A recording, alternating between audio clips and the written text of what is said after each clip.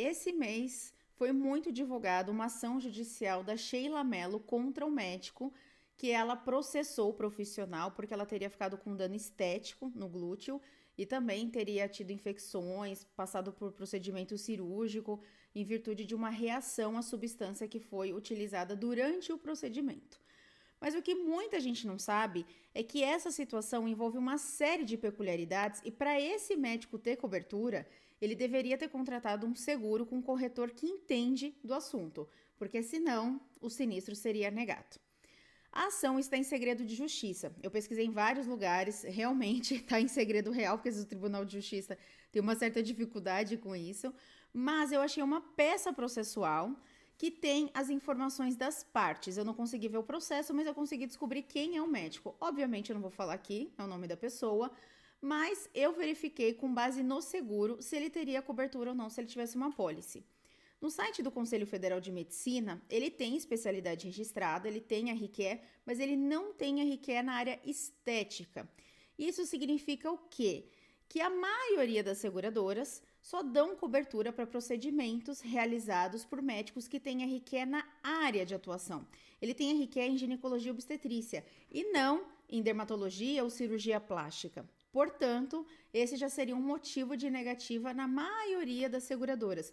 E que os corretores que não entendem sobre RC médico, que acham que é um produto simples, que é só oferecer para o médico e vender, acham que toda seguradora é igual, só muda o prêmio, a franquia, não é bem assim que funciona. Das 13 seguradoras que existem atualmente, 8 de cara não teriam cobertura para o risco desse médico. O Instagram dele também, que agora ele está atuando, agora não, né? Já faz um tempo, ele está atuando também com transplante capilar.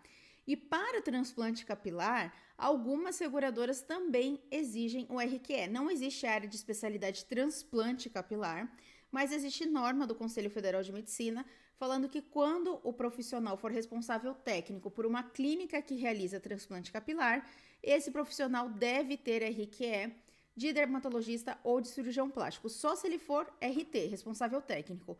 Isso segundo o Conselho Federal de Medicina. Então, para ele exercer a medicina e fazer transplante capilar, ele não precisa ter o RQE, ele não está agindo na ilegalidade, só se ele for responsável da clínica.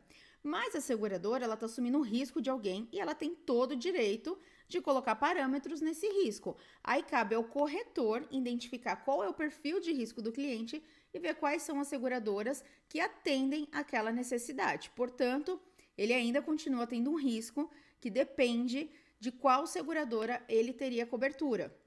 Outra coisa muito importante que eu falo sempre, nessa ação judicial foi divulgado que está sendo pedido 2 milhões de reais.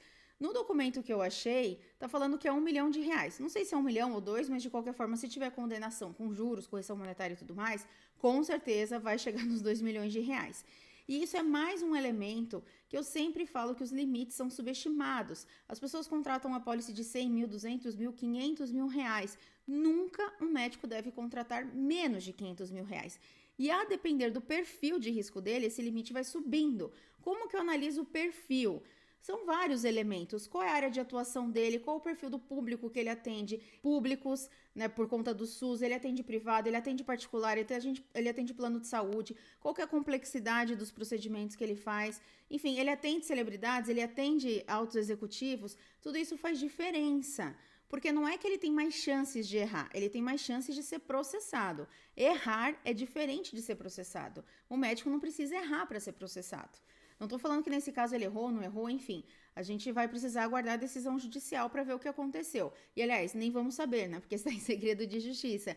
Mas o seguro, ele vai pagar os custos de defesa e se o médico for condenado a indenizar, vai ter cobertura também. Por isso que é importante analisar as seguradoras. Para ficar mais fácil a análise de qual seguradora atenderia a esse perfil, eu criei uma tabela com o nome de todas as seguradoras e coloquei quais seguradoras que exigem que tenha especialidade na área que o médico atua. Tem algumas que não têm essa exigência. Você precisa ter essa informação antes de contratar o seguro. E aí tem outras situações que você vai avaliar de acordo com o perfil. Se ele faz procedimento com finalidade estética, se ele tem CNPJ, se ele tem sócio nesse CNPJ, porque aí faz diferença qual seguradora que cobre e qual que não cobre, se ele faz procedimento cirúrgico, se ele é chefe de equipe, se ele é preceptor, se ele é diretor médico, enfim, tem uma série de perguntas, se ele tem arquivado todos os termos de consentimento informado, se ele tem todos os prontuários.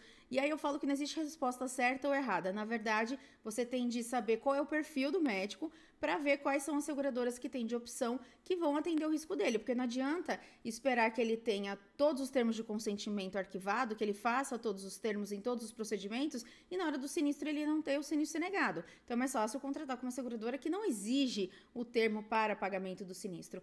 É tudo isso que tem lá à disposição do corretor que está se especializando, que quer trabalhar nessa área, que quer ser visto como um verdadeiro consultor, que entende do risco, é um expert, tem tudo isso à disposição lá no Venda Seguro. Para você ter acesso, você pode entrar agora, eu vou deixar o link na descrição desse vídeo, e ao contratar você recebe o login e senha por e-mail na hora e você vai poder verificar todos esses materiais.